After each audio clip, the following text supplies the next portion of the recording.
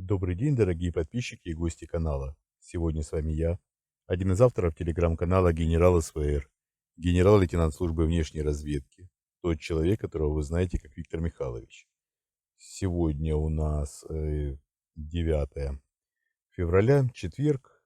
Мы с вами проводим промежуточный выпуск. Я опять-таки извиняюсь за плохой микрофон. Еще не добрался до хорошего микрофона, сегодня просто не было времени. Надеюсь, завтра доберусь. Так, самое главное, хочу вам напомнить, что в комментариях к нашему вчерашнему видео вы можете оставлять свои вопросы. На все популярные вопросы я отвечу уже завтра, 10 февраля, в пятницу. Я уверен, наши уважаемые зрители и слушатели прекрасно знают наш график и прекрасно ориентируются, где и когда и как оставлять вопросы. Большое спасибо. Давайте перейдем к сегодняшним событиям. Итак, сегодня президент России Владимир Путин поздравил, поздравил и выступил с речью по случаю столетия гражданской авиации России. Э, Сначала, сначала, правда, он провел заседание наблюдательного совета Агентства стратегических инициатив. Еще раз давайте оговоримся. Человек похож на Владимира Путина. Потому что, я уверен, вы прекрасно знаете, массовые мероприятия президент России Владимир Путин в последнее время не проводит, беспокоясь за свою безопасность прежде всего. И у нас в завтрашнем выпуске в телеграм-канале я обязательно расскажу, на каких мероприятиях участвовал лично президент, а в каких участвовал человек, похожий на президента. Это такая маленькая интрига.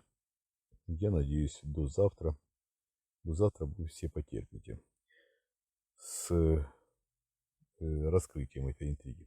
Так, по поводу гражданской авиации. Это, конечно, прекрасно. Столетие гражданской авиации в России – это замечательный повод. Торжественный вечер тоже, кстати, потому что под управлением Владимира Путина, президента России, напомню вам, я понимаю, что многим не нравится, когда я об этом говорю, когда я об этом напоминаю, но, к сожалению, факт остается фактом. Так вот, под управлением Владимира Путина гражданская авиация России движется вместе со всей Россией в понятном направлении. Года два, максимум три, и гражданская авиация придет к завершению своего существования, если во главе России продолжит оставаться даже не сам Владимир Путин, а та система, которую создал Владимир Путин.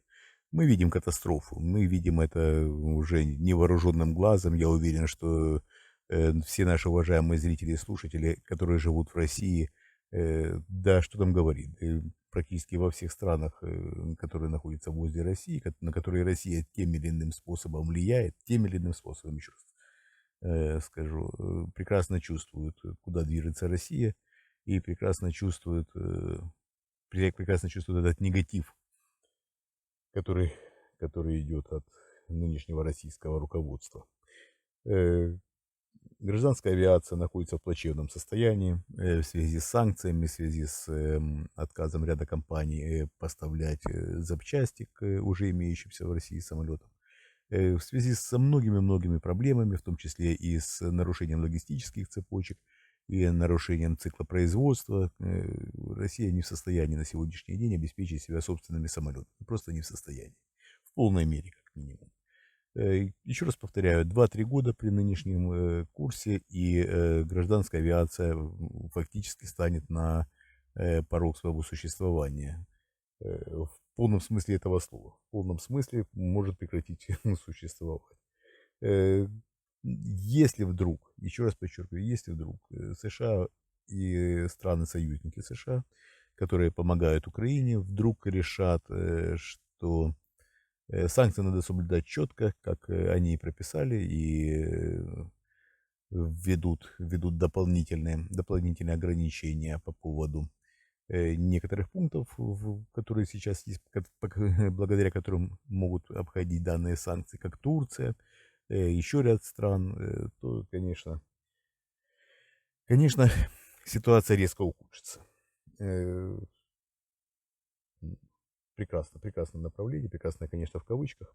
И прекрасные годы правления этого идиота.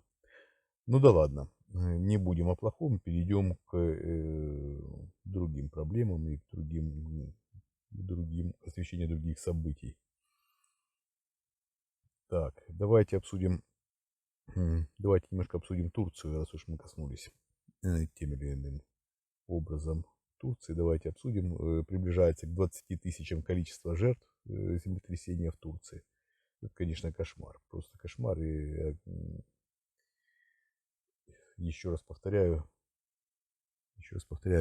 искренние соболезнования всем пострадавшим и родственникам пострадавших. 20 тысяч погибших. Это, конечно, ужас.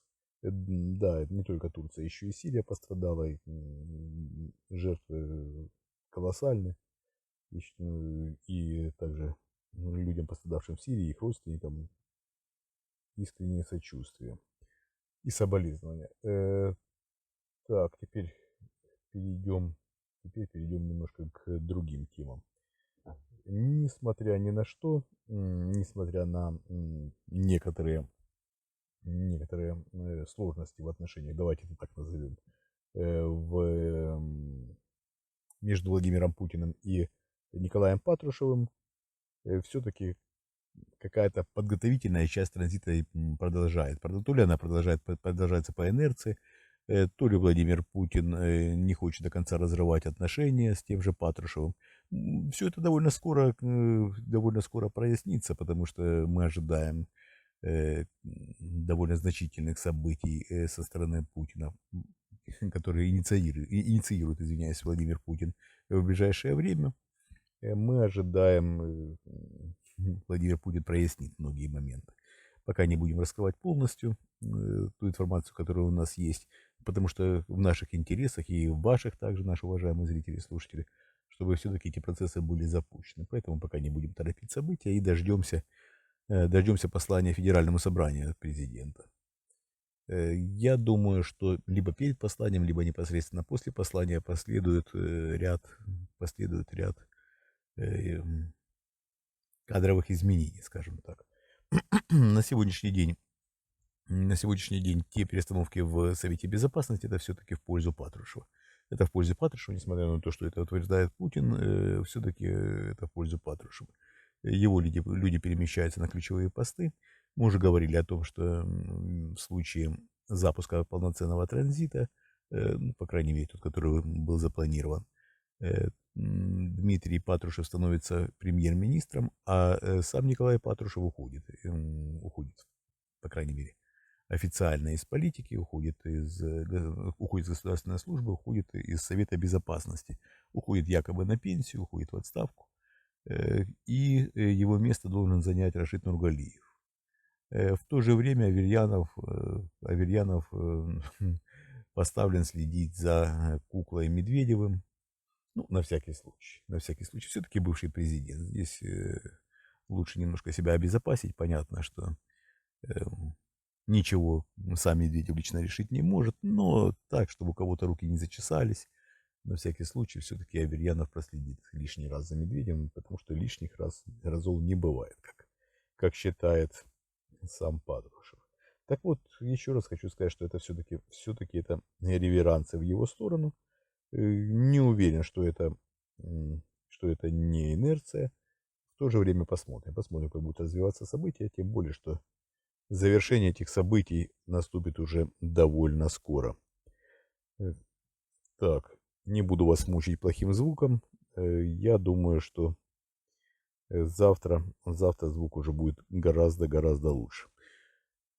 Большое спасибо, что были со мной. Мы вас любим, это искренне. Завтра мы с вами обязательно услышимся в ответах на ваши вопросы. Я надеюсь, что вам интересен наш формат. Если вам действительно интересен, ставьте лайки, пишите комментарии, минимум 5 слов в нашу поддержку, либо можете критиковать, можете оставлять конструктивные предложения, тоже очень неплохо.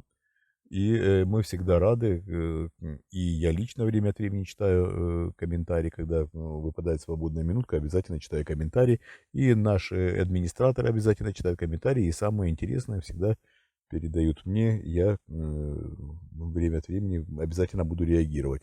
Не сомневайтесь. Подписывайтесь на наш Patreon, если хотите получить конкретный ответ на свой вопрос. Большое спасибо, что были со мной. Мы вас любим, это искренне, это самое главное. Мы работаем для вас.